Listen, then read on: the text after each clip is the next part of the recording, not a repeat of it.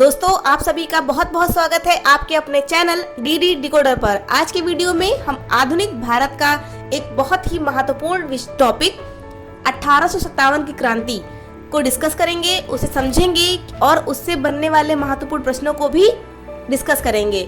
तो वीडियो को बिना स्किप किए हुए अंत तक देखें, क्योंकि अगर आपने वीडियो को स्किप किया तो हो सकता है कि एक बहुत ही महत्वपूर्ण प्रश्न आपसे मिस हो जाए। तो चलिए बिना कोई देरी किए हुए वीडियो को शुरू कर लेते हैं।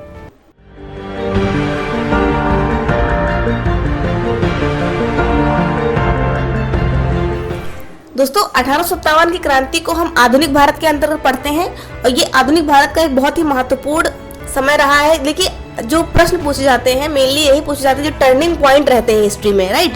तो 1857 की जो क्रांति रही है, रेवोल्यूशन ये था, ये बहुत ही टर्निंग पॉइंट रहा है भारतीय इतिहास में, ठीक है। तो चलिए इसके क्वेश्चन को डिस्कस करने से पहले हम कुछ की पॉइंट्स को डिस्कस कर लेंगे, जान लेंगे कि इस क्रांति का प्रारंभ कब से हुआ और किसने कहाँ पे इस क्रांति का नेतृत्व किया था। तो चलिए देखते हैं। तो 1857 की जो क्रांति है इसका जो प्रारंभ हुआ वो 10 मई को मेरठ से माना जाता है। विद्रोही जो रहे हैं उन्होंने 12 मई 1857 को दिल्ली पर अपना अधिकार जमा लिया। इस क्रांति का प्रतीक चिन्ह रोटी और कमल थे।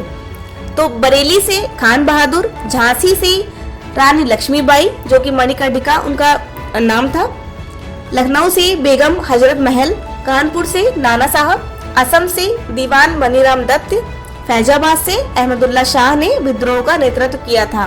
देखिए इस टॉपिक से डायरेक्ट क्वेश्चन बनते हैं।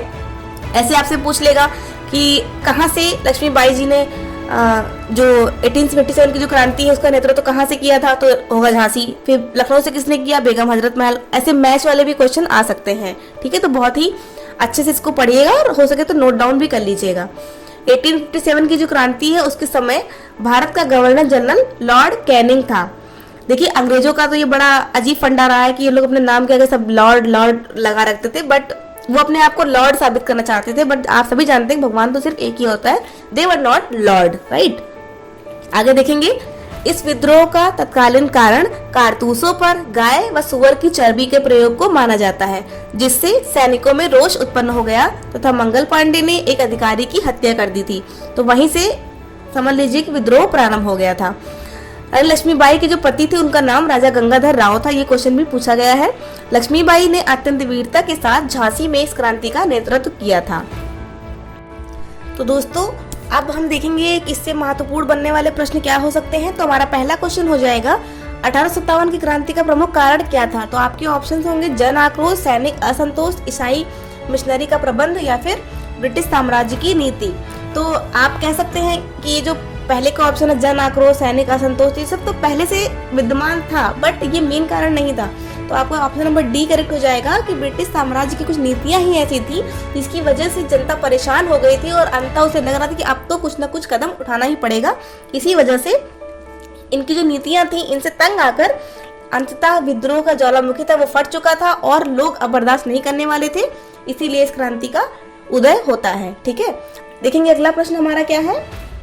1857 की क्रांति कहाँ से प्रारंभ हुई। तो ये क्वेश्चन हर एक प्रतियोगी परीक्षा में मैंने देखा है, किसी न किसी ईयर में जरूर पूछा गया है ये क्वेश्चन, ठीक है। तो आपका ऑप्शन हो जाएगा लखनऊ, मेरठ, झांसी या फिर कानपुर। आपका राइट आंसर होगा ऑप्शन नंबर बी, मेरठ से इस क्रांति का प्रारंभ होता है। 1857 के स्वाधीनता संग्राम का प्रतीक क्या था, तो ये हम अभी डिस्कस कर चुके हैं, तो इसमें तो ऑप्शन देने की जरूरत ही नहीं है, आप खुद पहचान सकते हैं। आपका ऑप्शन नंबर ए करेक्ट हो जाएगा, कमल और रोटी। Moving to the next question. 1857 के विद्रोह में लखनऊ से किसने नेतृत्व किया था। देखिए मैंने कहा था आपसे कि ये टॉपिक बहुत ही इंपॉर्टेंट है और इसके हर एक पॉइंट इंपॉर्टेंट है। तो आपके ऑप्शन हो जाएंगे तात्या टोपे, लक्ष्मीबाई, बेगम ऑफ अवध या फिर बेगम हजरत महल जो थी अवध की, या फिर नाना साहब। तो आपका ऑप्शन नंबर सी करेक्ट हो जाएगा, बेगम ऑफ अवध ने लखनऊ से नेतृत्व किया था, ठीक है। 1857 के विद्रोह के दौरान बहादुर शाह ने किसे साहब ए आलम बहादुर का खिताब दिया था। तो आपके ऑप्शन हो जाएंगे अजीम उलह, बिरजिस कादिर, बख्त खां या फिर हसन खां। तो आपको ऑप्शन नंबर बी करेक्ट हो जाएगा, बख्त खां को बहादुर शाह ने साहब ए आलम बहादुर का खिताब दिया था। अगला क्वेश्चन देखेंगे। 1857 के बरेली विद्रोह का नेता कौन था? मतलब जब ये विद्रोह हो रहा था बरेली से किसने नेतृत्व किया था, आपको ये बताना है। तो आपके ऑप्शन हो जाएंगे खां बहादुर, अहमद शाह, कुंवर सिंह या फिर कादिर। तो आपका ऑप्शन नंबर ए करेक्ट हो जाएगा, खां बहादुर ने बरेली से विद्रोह का नेतृत्व किया था। अगला क्वेश्चन देखेंगे कि 1857 के संघर्ष में भाग लेने वाले सिपाहियों में सर्वाधिक संख्या थी, तो किस राज्य की सर्वाधिक संख्या थी ये बताना है आपको। आपके ऑप्शन हो जाएंगे बंगाल, बिहार, अवध या फिर राजस्थान। तो आपका राइट आंसर होगा अवध, जो कि वर्तमान में लखनऊ के नाम से जाना जाता है, जो कि उत्तर प्रदेश की राजधानी है। अगला प्रश्न देखेंगे, 1857 के विद्रोह में निम्नलिखित में से किसे उसके मित्र ने धोखा दिया तथा जिसे अंग्रेजों द्वारा बंदी बनाकर मार दिया गया? तो आपके ऑप्शन हो जाएंगे नाना साहब, कुंवर सिंह, खान बहादुर या फिर तात्या टोपे। तो आपका ऑप्शन नंबर डी करेक्ट हो जाएगा। तात्या टोपे जो थे उन्हें उनके मित्र ने धोखा दिया और अंग्रेजों ने बंदी बना लिया और अंत में मार दिया। अगला प्रश्न देख लेंगे, निम्न में से कौन सा एक क्षेत्र 1857 के विद्रोह से प्रभावित नहीं था? तो आपके ऑप्शन हो जाएंगे झांसी, चित्तौड़, लखनऊ या फिर जगदीशपुर। तो आपका राइट आंसर हो जाएगा चित्तौड़ 1857 के विद्रोह में प्रभावित नहीं हुआ था। अन्य सभी जो राज्य रहे हैं उन्होंने बढ़ चढ़कर इस क्रांति में हिस्सा लिया था। अगला प्रश्न देख लेंगे कि 1857 के विद्रोह के समय भारत का गवर्नर जनरल कौन था? तो आपके ऑप्शन हो जाएंगे डलहौजी, मिंटो, कैनिंग या फिर बेंटिक। तो आपका ऑप्शन नंबर सी करेक्ट हो जाएगा। कैनिंग जो था वो भारत का गवर्नर जनरल था जब 1857 का विद्रोह हुआ था। अगला प्रश्न है, 1857 के विद्रोह को प्रथम स्वतंत्रता संग्राम का नाम किसने दिया? तो ऑप्शन हो जाएंगे V.A. Smith, V.D. सावरकर या फिर रॉबर्ट्स या फिर उपयुक्त सभी। देखिए दोस्तों, जो अंग्रेजों ने जब अंग्रेज देखिए व्यापार करने की मतलब नियत से के इरादे से भारत में आए थे, बट धीरे धीरे क्या हुआ, जब जो मुगल शासन था उनके जो मेन जो अंतिम शासक माने जाते हैं औरंगजेब, 1707 में उनका निधन हो जाता है। उसके बाद से ही भारत मतलब छोटे छोटे टुकड़ों में बंटना शुरू हो जाता है। तो जो यूरोप की कंपनियां थी जो व्यापार के इरादे से भारत में आई थी, तो उन्हें एक ऐसा मौका मिल गया था कि धीरे धीरे वो अपना साम्राज्य विस्तार, व्यापार तो करती थी बट धीरे धीरे क्या हुआ ना कि उन्होंने अपनी शक्ति को फैलाना शुरू किया और साम्राज्य विस्तार की नीति को बढ़ाना शुरू किया, को फॉलो किया। जो वेलेजली है वो साम्राज्यवाद के प्रतीक माने जाते हैं, उन्होंने ही भारत पर पूरा समझिए कब्जा करने के लोगों ने इरादा कर लिया था।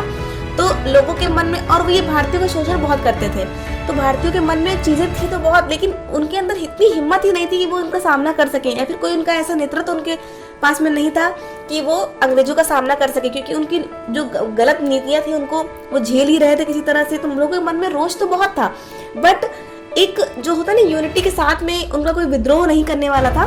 तो ये चीज कब हुई? 1857 के बाद हुई थी, तो इसीलिए इसे प्रथम स्वतंत्रता संग्राम माना जाता है।